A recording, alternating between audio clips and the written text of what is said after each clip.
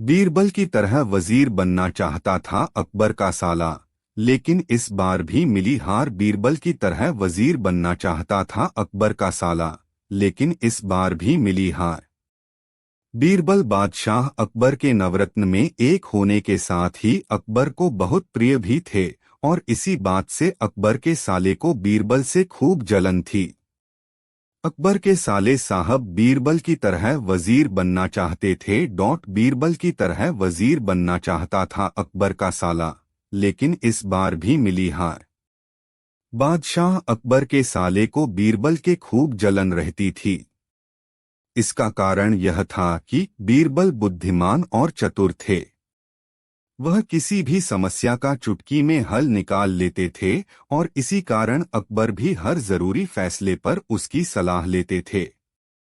लेकिन अकबर का साला बीरबल की जगह लेना चाहता था। वह बीरबल की तरह की अकबर के दरबार का वजीर बनना चाहता था। अकबर को भी इस बात की जानकारी थी कि उसके साले में कोई गुण नहीं है, और बुद्धि व चतुराई के मामले में बीरबल से उससे कोई तुलना नहीं। लेकिन बेगम का भाई होने के कारण अकबर उसे कुछ कह नहीं पाते थे। अकबर बीरबल के किस्से। अकबर का साला। एक दिन अकबर ने अपने साले को एक कोयले से भरी बोरी दी और कहा कि जाओ इसे हमारे राज्य के सबसे मक्कार और लालची सेठ दमडीलाल को बेचकर दिखाओ। अगर तुम यह काम कर देते हो तो मैं तुम्हें बीरबल की जगह दरबार का वजीर बना दूंगा। हालांकि इस अजीब शर्त को सुनकर साले साहब बहुत हैरान हुए, क्योंकि उसे पता था कि वह कंजूस सेठ के पास से 1 रुपए भी निकाल पाना मुश्किल है। लेकिन फिर भी वह कोयले की बोरी लेकर चला गया। इसके बाद हुआ वही जो होना था। सेठ दमडीलाल ने कोयले की बोरी भी रख ली और बदले में एक ढेला भी नहीं दिया। इसके बाद साले साहब मुंह लटकाकर वापस दरबार आ गए और अकबर के सामने अपनी हार स्वीकार कर ली। इसके बाद अकबर ने वही काम बीरबल को दिया। बीरबल ने कहा, सेठ दमडीलाल जैसे मक्कार और लालची को मैं पूरी कोयले की बोरी नहीं बल्कि कोयले का सिर्फ एक टुकड़ा देकर ही 10,000 रुपए में ले आऊंगा। यह कहकर बीरबल कोयले का एक टुकड़ा लेकर वहां से रवाना हो गए।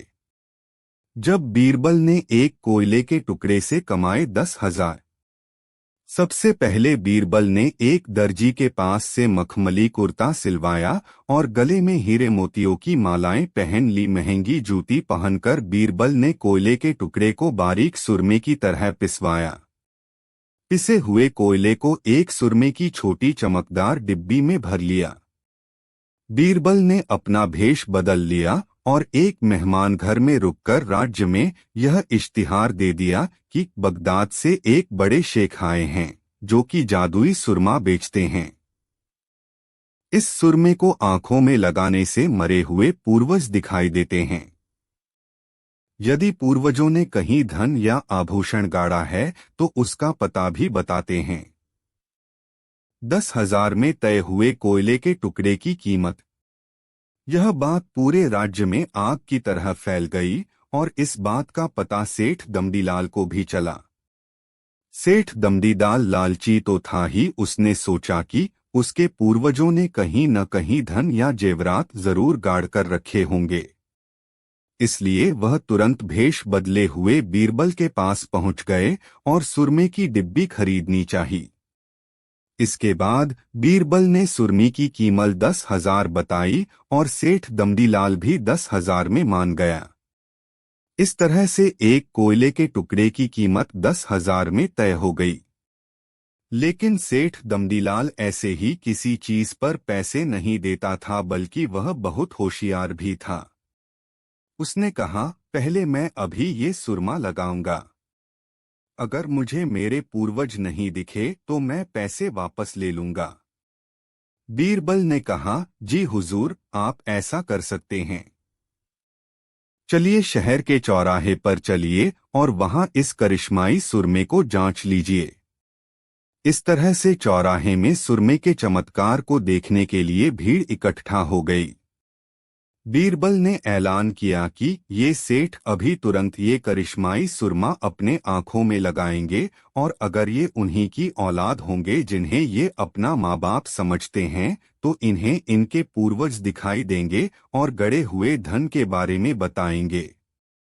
लेकिन अगर आपके माँ बाप में से किसी ने भी बेईमानी की होगी और आप उनकी असल औलाद नहीं होंगे, तो आपको कुछ भी नहीं दिखेगा। और ऐसा कहते ही बीरबल ने सेठ की आंखों में सुरमा लगा दिया। इस तरह से सेठ असमंजस में पड़ गया।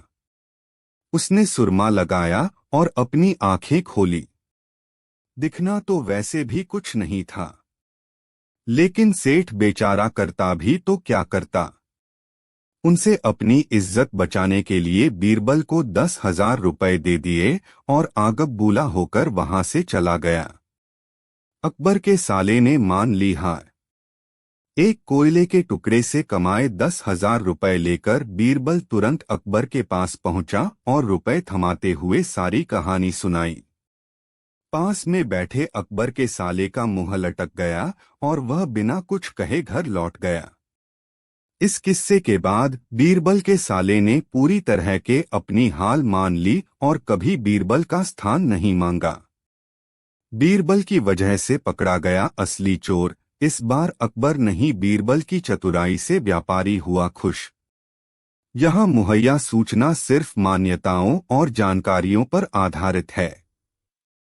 यहाँ यह बताना जरूरी है कि abplive.com किसी भी तरह की मान्यता जानकारी की पुष्टि नहीं करता है। किसी भी जानकारी या मान्यता को अमल में लाने से पहले संबंधित विशेषज्ञ से सलाह लें। हवामहल। एक दिन बादशाह अकबर अपने दरबारियों के साथ दरबार में बैठा हुआ मसलत कर रहा था। अचानक उसके मन में एक अजीब विचार आया। उसने अपना यह इच्छा अपने सारे दरबारियों को बताई। अकबर ने कहा, हम बिना किसी आधार के खड़ा हो ऐसा महल बनवाना चाहते हैं। वो हवामहल हवा में तैरता हुआ होना चाहिए। अब तुम ही बताओ उसे कैसे बनाया जाए। सभी मंत्री बादशाह की यह बात सुनकर बड़े आश्चर्यचकित हो गए। बीरबल के आते ही दरबारियों ने ली राहत की सांस। तभी अचानक वहां पर बीरबल का आगमन हुआ। बीरबल को भी अकबर ने अपनी इच्छा बताई। अकबर के किसी भी बात को बिल्कुल ना नहीं कहता था। बीरबल ने बादशाह अकबर से कहा, हुजूर, इसमें कोई बड़ी बात नहीं है, लेकिन हवामहल बनाने के लिए बहुत बड़ी धनराशि और बहुत समय लगेगा। बादशाह ने बीरबल की बात सुनी और कहा, बीरबल, मुझे कोई एतराज नहीं है। तुम्हारा काम कल से ही शुरू कर दो। अगले ही दिन बीरबल ने अपने नौकरों को 100 तोते लाने के लिए कहा, जो उसने अपनी बेटी को दे दिए। बीरबल के तोते। बीरबल ने अपनी बेटी से कहा, बेटी, इन सभी तोतों को तो तुम्हें कुछ बोलना सिखाना होगा, जैसे कि पानी लाओ, ईंटें लेकर आओ, चलो जल्दी काम करो। और हाँ, इन्हें ठीक से सिखाना। उसने अपने पिता की बात मान ली और अगले कुछ महीनों तक वह उन तोतों को यही बातें सिखाती रही। एक दिन अचानक बादशाह अकबर को अपने हवा में तैरते हुए हवामहल की याद आई। उसने तुरंत बीरबल को बुलवा लिया और पूछा, बीरबल, हमारे हवा महल का क्या हुआ? काम कहाँ तक पहुँचा है? बीरबल ने तुरंत जवाब दिया, हुजूर, काम तो बहुत तेजी से आगे बढ़ रहा है। बादशाह बहुत खुश हुआ और उसने बीरबल से कहा, बहुत खूब, हम महल को देखना चाहते हैं। तब बीरबल ने बड़े अदब से कहा, जरूर जहां पनाह, हम कल ही वहां चलेंगे। कैसा था तैरता हुआ हवामहल? अगले दिन बीरबल उसे एक बहुत बड़ी बंद जगह पर ले आया, जहां उसने उन तोतों को खुला छोड़ दिया था। अकबर जब उस जगह पर आया तो उसे बहुत आश्चर्य हुआ। तोते चिल्ला रहे थे, पानी लेकर आओ, ईंटें लाओ, चलो जल्दी करो, ठीक से काम करो, ठीक से काम करो। यही वाक्य फिर से दोहराते हुए तोते यहाँ से वहां उड़ रहे थे। यह सब देखकर अकबर को बहुत आश्चर्य हुआ। वह बीरबल की ओर देखकर बोला, बीरबल, यह क्या है? हमारा महल कहाँ है?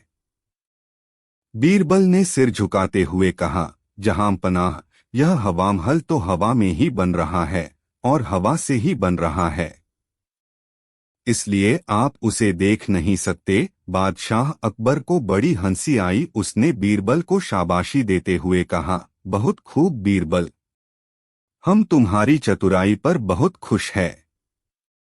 तुम्हारा तो कोई जवाब ही नहीं। बीरबल की तेज बुद्धि और बादशाह अकबर का उनके प्रति विशेष स्नेह देख कई लोग ईर्ष्या करते थे। बीरबल से एक दिन दरबार में बादशाह अकबर बीरबल की तारीफ कर रहे थे, तो बादशाह ने देखा कि एक दरबारी खुश नहीं था। उन्होंने कारण पूछा, तो उस मंत्री ने कहा कि महाराज, माना बीरबल बड़ा ही तेज बुद्धि वाला है, लेकिन वो खुद को इतना ही होशियार समझता है और इतना ही अक्लमंद है वो, तो उसे कहिए कि वो आपके लिए बैल का दूध लेकर आए। बादशाह ने पहले तो कहा कि भला बैल का दूध कैसे हो सकता है। फिर उस मंत्री ने कहा कि ये तो बीरबल जैसे होशियार व्यक्ति के लिए बड़ी चुनौती नहीं है। तो अकबर ने भी बीरबल की अक्लमंदी की परीक्षा लेने की सोची। अकबर बोले, बीरबल, क्या तुम मानते हो कि दुनिया में कोई कार्य असंभव नहीं? बिल्कुल हुजूर, बीरबल ने कहा। ठीक है, तो क्या तुम हमें बैल का दूध लाकर दे सकते हो? बीरबल के पास हाँ कहने के अलावा कोई चारा नहीं था, लेकिन वो गहरी चिंता में थे कि आखिर कैसे वो इस चुनौती को पूरा करें। घर आकर उन्होंने अपनी पत्नी व पुत्री से भी इसकी चर्चा की। रात हुई और बीरबल की पुत्री अकबर के महल के पीछे स्थित कुएं पर गई और पीट पीट कर कपड़े धोने लगी। कपड़े पीटने की आवाज सुनकर बादशाह की नींद खुल गई। खिड़की से देखा कि कोई लड़की कुएं पर कपड़े धो रही है। अकबर ने सिपाही को भेजा और उस लड़की से पूछा, इतनी रात गए कपड़े क्यों धो रही हो बच्ची? बीरबल की पुत्री बोली, महाराज, मेरी माता घर पर नहीं है। वे कुछ महीनों से मायके में हैं। उनकी अनुपस्थिति में आज मेरे पिता ने एक बच्चे को जन्म दिया। दिन भर मुझे उनकी सेवा पानी करनी पड़ी, इसलिए समय नहीं मिला, तो अब कपड़े धोने रात को यहाँ आई हूँ। लड़की की बात सुन अकबर को गुस्सा आ गया और उन्होंने कहा, नादान लड़की, आदमी बच्चे पैदा करते हैं क्या? इसलिए जो सच है वो बता, तुझे माफी मिल जाएगी, वरना सजा भुगतने के लिए तैयार रहना। लड़की ने कहा, यही सच है। क्यों नहीं करते आदमी बच्चे पैदा? जरूर करते हैं हुजूर। जब बैल दूध दे सकता है तो आदमी भी बच्चे पैदा कर सकते हैं। ये सुनते ही अकबर का गुस्सा ठंडा पड़ गया और उन्होंने पूछा, तुम हो कौन? इतने में ही पेड़ के पीछे छिपे बीरबल ने सामने आकर कहा, ये मेरी पुत्री है महाराज। ओह, तो ये सब तुमने किया? बादशाह ने कहा, जी हुजूर, माफी चाहता हूं, पर और कोई रास्ता भी नहीं था अपनी बात समझाने का। एक बार फिर अकबर ने बीरबल की अक्लमंदी और चतुराई का लोहा माना और अगले दिन दरबारियों को पूरा किस्सा सुनाते हुए बीरबल की खूब प्रशंसा की और उनकी पुत्री की भी, साथ ही इनाम भी दिया, जिसे देख बीरबल से ईर्ष्या रखने वालों के मुंह लटक गए और वो जलभुन कर रह गए। ऐसी कोई समस्या या सवाल नहीं जिसका हल या समाधान नहीं, बस शांत मन से अपने दिमाग का सही इस्तेमाल करने की जरूरत है, जिससे जलने वाले चारों खाने चित्त हो जाएंगे और आपका कुछ नहीं बिगाड़ पाएंगे। मुस्कुराना एक क्रिया है, पर हर हाल में मुस्कुराना एक कला, और ये कला जिसने सीख ली, समझो उसने जीवन सीख लिया। पर आजकल तो हम बेवजह ही मुस्कुराना छोड़ देते